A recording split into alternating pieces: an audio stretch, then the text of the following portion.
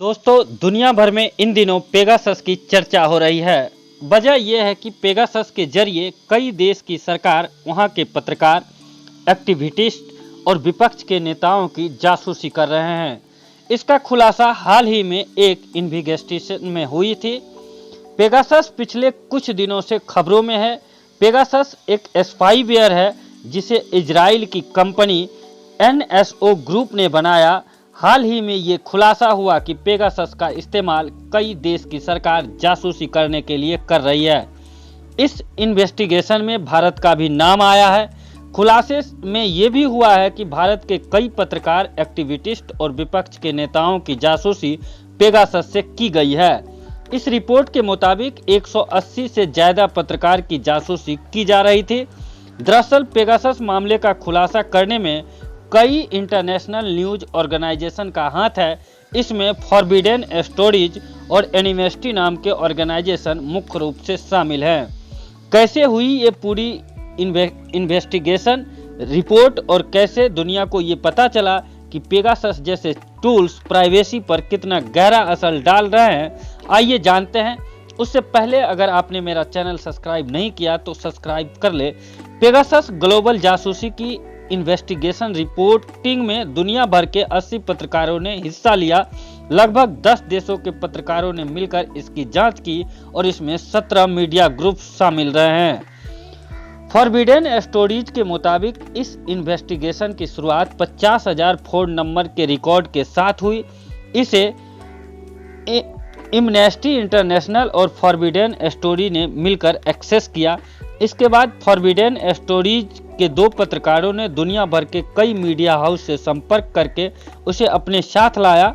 सभी लोग corona virus महामारी के दौरान पेरिस में मिले। तब तक पेगासस ग्लोबल जासूसी की कम ही जानकारी उन्हें पता थी। मिलने के बाद पेगासस प्रोजेक्ट की शुरुआत की गई। महीनों तक सभी पत्रकार ने एक दूसरे से सिक्योर कम्युनिकेशन किया। 10 देशों में इस प्रोजेक्ट से जुड़े लोग थे। इसमें Bharat, France, Belgium, Mexico, Lebanon, America और ब्रिटेन शामिल है। ग्राउंड पर जितने भी पत्रकार थे सभी एक दूसरे से सिक्योर कम्युनिकेशन करते थे। पेरिस से फॉरबिडेन स्टोरीज की टीम ने पेगासस पर लीड हासिल किया और अपने साथी पत्रकारों के जरिए मैक्सिको, दुबई, सऊदी अरब और भारत से लीड इकट्ठा किया। पेगासस प्रोजेक्ट के पत्रकारों ने पाया कि उनके कई साथी पत्रकार सरकार द्वारा की जा रही जासूसी का टारगेट है, यानी उन पर जासूसी की जा रही थी। फॉरबिडेन स्टोरीज के मुताबिक 20 देशों के 180 से ज्यादा पत्रकारों को संभावित टारगेट के तौर पर हाईलाइट किया गया था।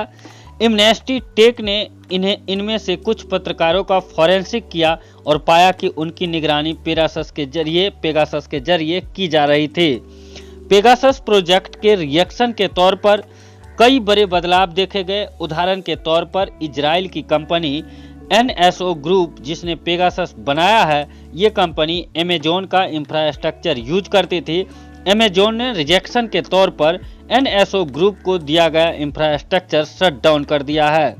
इसके बाद मोरक्को की तरफ से फॉरबिडेन स्टोरीज पर मानहानि का मुकदमा कर दिया।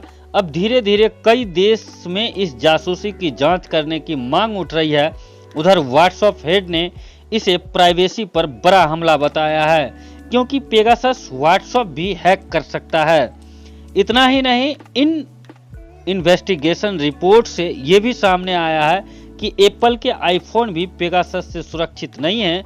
इस जांच से पहले यह क्लियर नहीं था कि ये स्पाईवेयर किस तरह से फोन और दूसरे सिस्टम को इफेक्ट कर सकता है, लेकिन अब साफ है कि ये पेगासस कितना खतरनाक है और इसके संभावित खतरे क्या क्या हो सकते हैं।